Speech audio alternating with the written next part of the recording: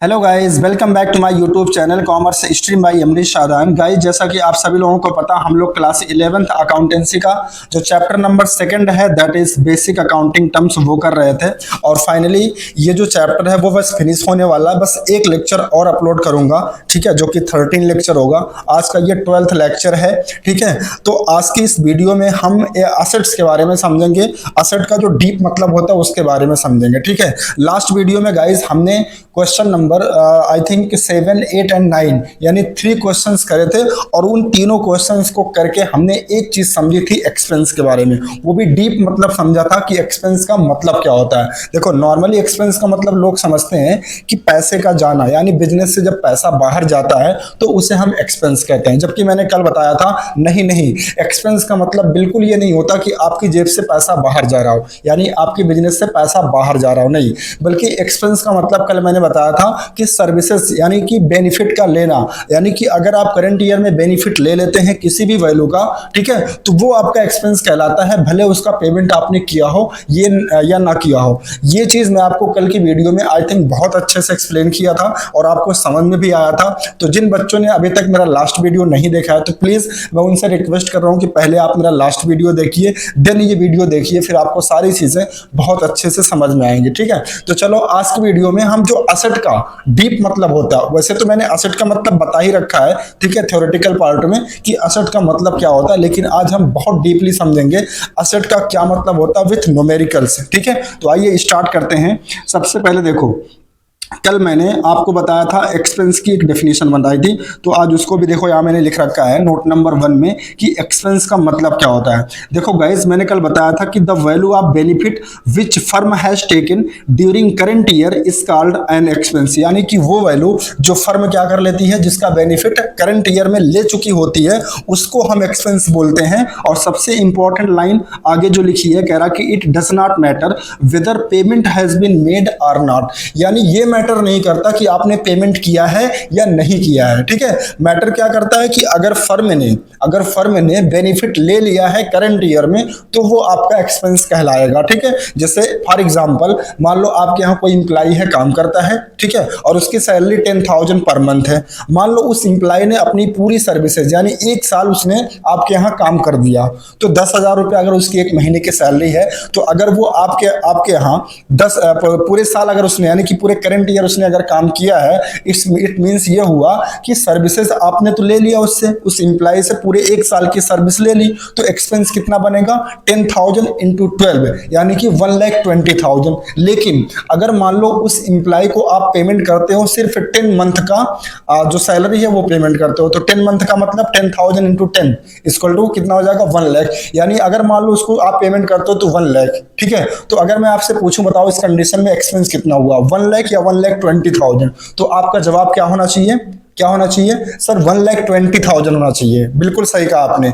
ठीक है। वो अलग मैटर है कि उसने जो है 2 महीने का सैलरी पेमेंट नहीं किया, ठीक है, उससे कोई फर्क नहीं पड़ता कि आपने पेमेंट किया है या नहीं किया। आपको बस ये देखना होता है कि आपने सर्विस कितने महीने की ली। तो क्योंकि सर्विस आपने पूरे करंट ईयर यानी कि पूरे 1 साल की आपने ली है, तो एक्सपेंस भी आपका 1 साल का ही माना जाएगा, ठीक है। भले आपने 10 महीने का ही पेमेंट किया हो, ठीक है, फिर भी आपका जो एक्सपेंस माना जाएगा वो 1,20,000 माना जाएगा, ना कि 1 लाख माना जाएगा। ये बात मैंने लास्ट वीडियो में with example with numerical question बहुत अच्छे से कराया था। आई होप आपने समझा होगा। तो याद रखिएगा, एक्सपेंस का मतलब क्या होता है कि फर्म जिसका बेनिफिट करंट ईयर में ले चुकी होती है वो एक्सपेंस माना जाता है, और ये मैटर नहीं करता कि फर्म ने उस एक्सपेंस का पेमेंट किया है या नहीं किया, ठीक है।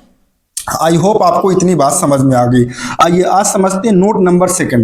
देखो, नोट नंबर 2 में मैंने लिखा असेट, यानी असेट्स का क्या मतलब होता है। देखो यहाँ पे लिखा value of benefit which firm will enjoy in future from end of current accounting year is called an assets, ठीक है।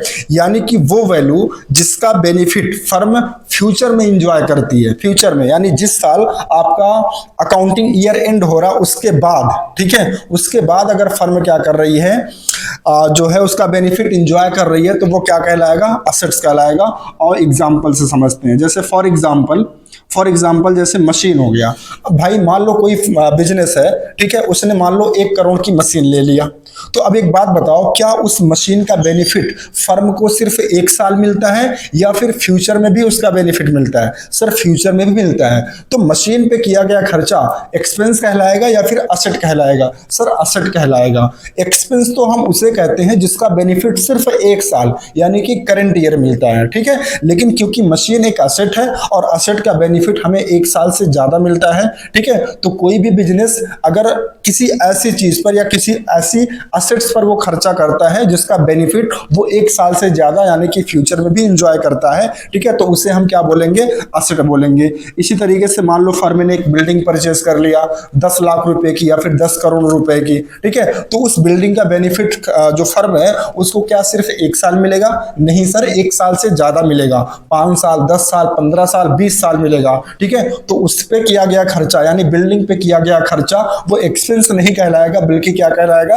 असेट कहलाएगा, ठीक है। इसी तरीके से फर्म के पास जो कैश होता है, बैंक बैलेंस होता है, डेटर्स जो होते हैं, बिल्स रिसीवेबल और प्रीपेड एक्सपेंसेस, ये सभी किसके एग्जांपल होते हैं? असेट्स के एग्जांपल होते हैं, ठीक है। अच्छा एक चीज और अगर हम आपको बताएं, ये मशीन से लेकर फर्नीचर तक ये जो 3 असेट्स के नाम लिखे हुए हैं इसको हम बोलते हैं फिक्स असेट्स। क्या बोलते हैं? फिक्स्ड असेट्स बोलते हैं। बाकी जो कैश, बैंक और डेटर और बिल्स रिसीवेबल और प्रीपेड एक्सपेंसेस है इसको हम करंट असेट्स बोलते हैं।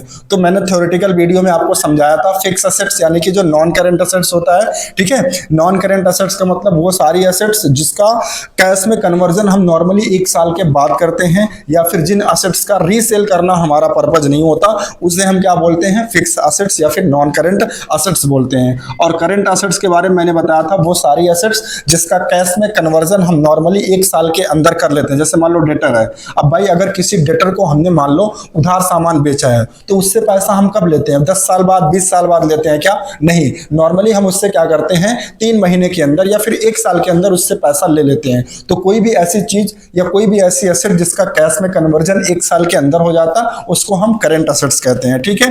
बाकी ये प्रीपेड एक्सपेंसेस क्या होता है ये चीज अभी मैं आपको वीडियो में विथ न्यूमेरिकल समझा रहा हूं, बस आप मेरी वीडियो को ध्यान से देखते रहिए, ठीक है।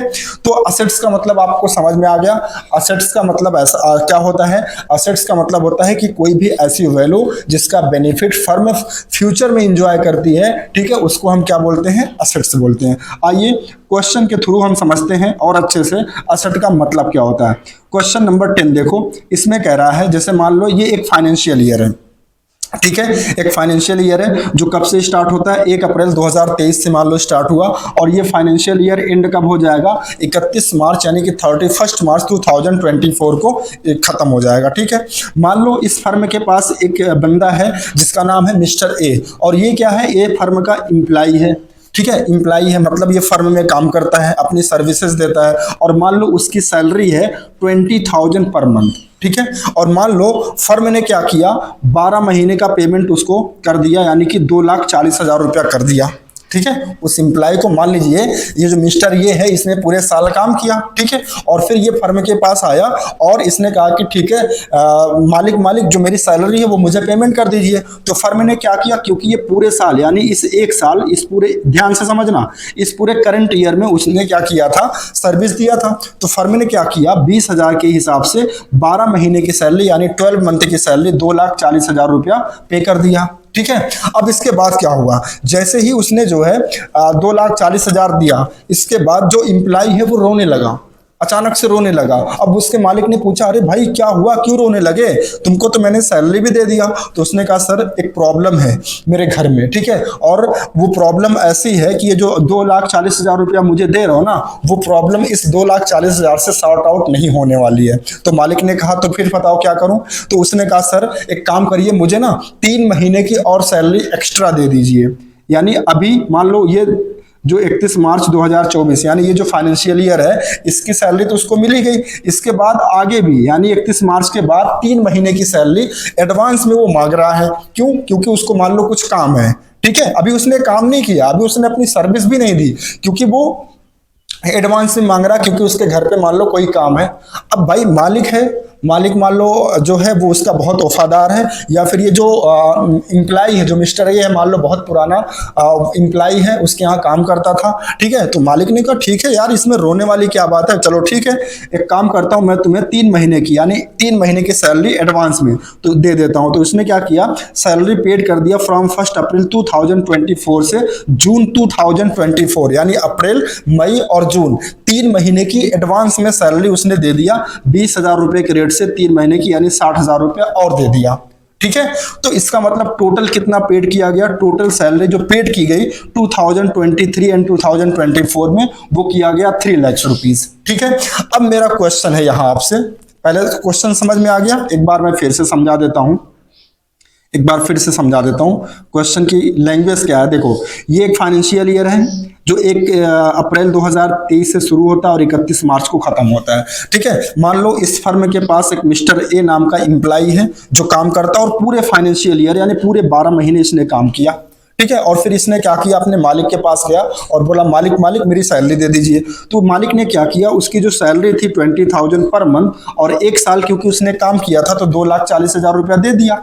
लेकिन जो एम्प्लॉय था वो रोने लगा और रो के कह रहा है कि मालिक मुझे थोड़ा और पैसे की जरूरत है, मेरे घर में कुछ काम है, तो एक काम करिए, मुझे 3 महीने की एक्स्ट्रा सैलरी एडवांस में दे दीजिए, बाद में मैं आपको काम करके दे दूंगा, ठीक है, मैं अपनी सर्विसेज दे दूंगा। तो मालिक ने कहा ठीक है भाई, इसमें रोने वाली क्या बात है, ले लो। तो मालिक ने क्या किया, सैलरी पे कर दिया 1 अप्रैल 2024 यानी अगले फाइनेंशियल ईयर के लिए, 1 अप्रैल 2024 से जून 2024 तक, यानी अप्रैल, मई और जून, यानी 3 महीने की एक्स्ट्रा सैलरी यानी कि 60,000 रुपया उसने पे कर दिया। यानी टोटल अगर हम सैलरी पेमेंट की बात करें तो मालिक ने कितना किया, 3 लाख रुपया उसने पे कर दिया, ठीक है। अब आपको बताना है, क्या बताना है, अगर मैं आपसे पूछूं कि बताओ जो बिजनेस है यानी जो फर्म है उसका एक्सपेंस कितना हुआ, 2,40,000 रुपया हुआ या फिर 3 लाख रुपया हुआ, बताओ 2,40,000 रुपया हुआ या फिर 3 लाख रुपया। तो आप कहोगे सर 3 लाख रुपया, नहीं, गलत जवाब, ठीक है। देखो 3 लाख रुपया तो उसने पेमेंट किया है, मैंने बताया था पेमेंट करना या ना करना इससे कोई फर्क नहीं पड़ता एक्सपेंस पर। एक्सपेंस का मतलब मैंने बताया था, एक्सपेंस का मतलब होता है कि जो फर्म है वो अपने एम्प्लॉय से कितने का बेनिफिट ले रही है करंट ईयर में जितने का भी बेनिफिट लिया जाता है उसको हम एक्सपेंस बोलते हैं।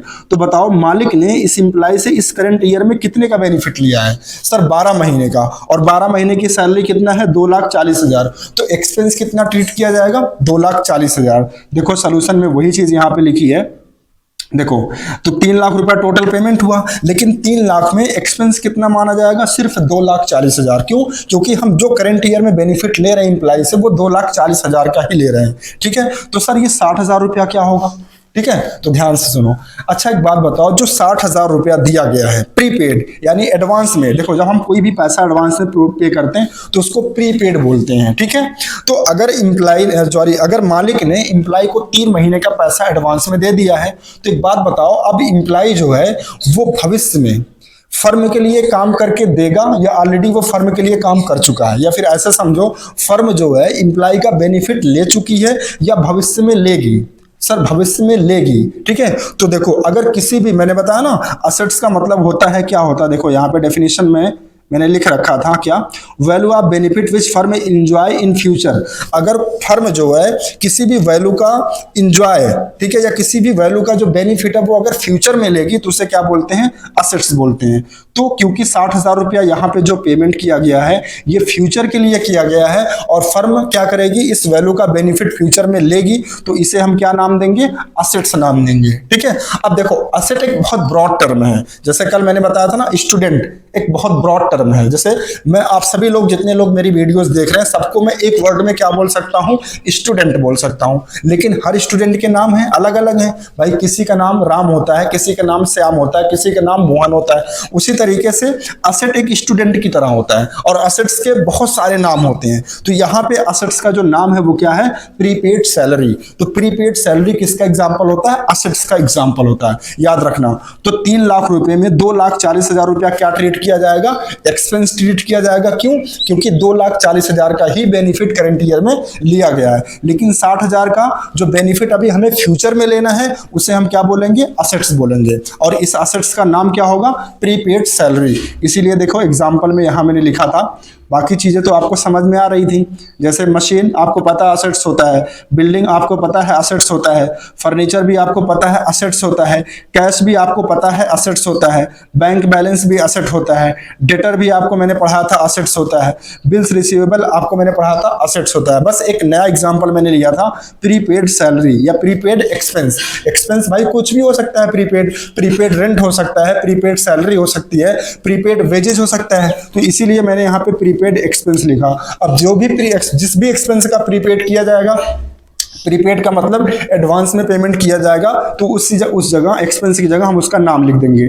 जैसे यहाँ जो हमने एडवांस किया वो किसका किया है, सैलरी का, तो हम यहाँ क्या लिख देंगे, प्रीपेड सैलरी। ठीक है, तो एक नया एग्जांपल मैंने इसमें इंक्लूड किया था, प्रीपेड एक्सपेंस। तो याद रखना हमेशा प्रीपेड एक्सपेंस कोई भी हो, चाहे प्रीपेड सैलरी हो, प्रीपेड रेंट हो, प्रीपेड वेजेज हो, मतलब कोई भी एक्सपेंस के पहले अगर प्रीपेड लगा हुआ है तो वो हमेशा क्या माना जाएगा, असेट्स माना जाएगा। याद रखना, ठीक है। आई होप अब आपको समझ में आ गया होगा कि प्रीपेड एक्सपेंस असेट्स क्यों होता है, क्योंकि इसका बेनिफिट फ्यूचर में लेना होता है। ठीक है, तो आइए फिर से इस एग्जांपल को समझो। देखो, तो एग्जाम्पल क्या था कि एक फाइनेंशियल ईयर है, 1 अप्रैल 2023 से शुरू होता है, 31 मार्च को खत्म होता है, और फर्म के पास एक मिस्टर ए है, एम्प्लॉय है। ये क्या करता है, पूरे साल अपनी सर्विस देता है, तो इसकी जो सैलरी बनती है 1 साल की वो कितनी होती है, 2,40,000। लेकिन फर्म क्या करती है, उसको 3 महीने की सैलरी यानी अप्रैल टू जून यानी कि 60,000 रुपये एक्स्ट्रा पेमेंट कर देती है, मतलब एडवांस में यानी कि प्रीपेड कर देती है। इसका मतलब टोटल कितना पेमेंट किया जाता है,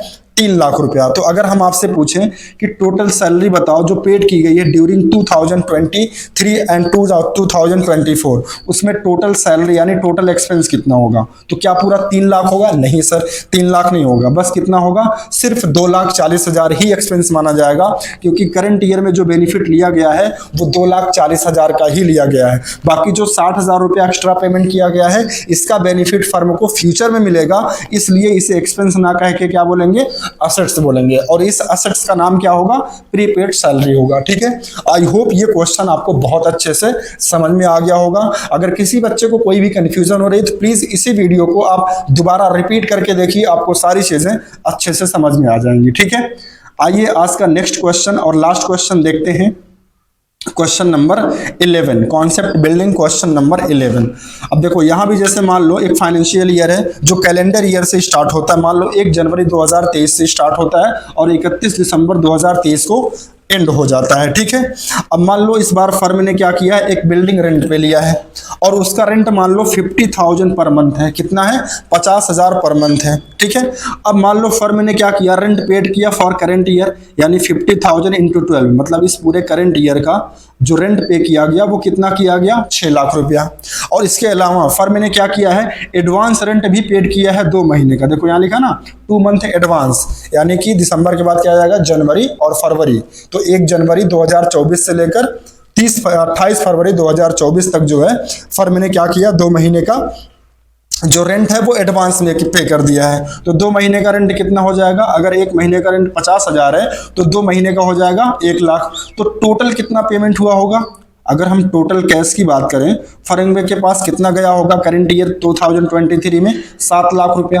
अब अगर हम आपसे इसमें से पूछें कि बताओ इस 7 लाख में एक्सपेंस कितना हुआ और असेट्स कितना हुआ, तो क्या अब आप नहीं बता पाओगे? बिल्कुल बता लोगे गाइस। ठीक है, क्योंकि आपको पता है जिसका बेनिफिट हमको करंट ईयर में मिला है या जितने का बेनिफिट फर्म करंट ईयर में लेती है उसे एक्सपेंस बोलते हैं। तो फर्म ने जो बेनिफिट लिया है बिल्डिंग का करंट ईयर में वो कितने का लिया है भाई, 12 महीने का ही लिया होगा। तो 50,000 के रेट से 12 महीने का कितना हो जाएगा, 6 लाख। तो ये 6 लाख रुपया क्या कहलाएगा, एक्सपेंस कहलाएगा। लेकिन 1 लाख रुपया यानी 2 महीने का रेंट जो फर्म ने एडवांस में पेमेंट कर दिया है, इसे क्या बोलेंगे, असेट्स बोलेंगे। असेट्स क्यों बोलेंगे, क्योंकि इस 2 महीने का बेनिफिट फर्म को फ्यूचर में मिलेगा। तो मैंने बताया था किसी भी वैल्यू का बेनिफिट अगर फ्यूचर में मिलता है तो उसे क्या बोलेंगे, असेट्स बोलते हैं। ठीक है, अब असेट्स के मैंने बताया अलग अलग नाम होते हैं, तो यहाँ पे इस असेट्स का क्या नाम होगा, क्या प्रीपेड सैलरी होगा या प्रीपेड रेंट होगा? नहीं सर, इस बार क्योंकि एक्सपेंस का नाम रेंट है तो रेंट के पहले हम क्या लगा देंगे, प्रीपेड, और असेट्स का नाम क्या हो जाएगा, प्रीपेड रेंट हो जाएगा। ठीक है, यहाँ तक क्लियर है ना। तो आई होप आज के दोनों क्वेश्चन आपको समझ में आए होंगे और आज जो है आपको डिटेल में पता चला होगा कि असेट्स का मतलब क्या होता है, और एक नई टर्मिनोलॉजी, एक नई टर्म आपने सीख लिया, प्रीपेड एक्सपेंस का क्या मतलब होता है। तो प्रीपेड एक्सपेंस हमेशा क्या ट्रीट किया जाता है, असेट से ट्रीट किया जाता है। ठीक है गाइस, तो गाइस आज के लिए बस इतना ही। उम्मीद है कि वीडियो आपको अच्छा लगा होगा। तो प्लीज अगर वीडियो आपको अच्छा लगा हो तो प्लीज वीडियो को लाइक एंड शेयर करना नहीं भूलिएगा। ठीक है, तो आज के लिए बस इतना ही, मिलते हैं नेक्स्ट वीडियो में। Thank you so much.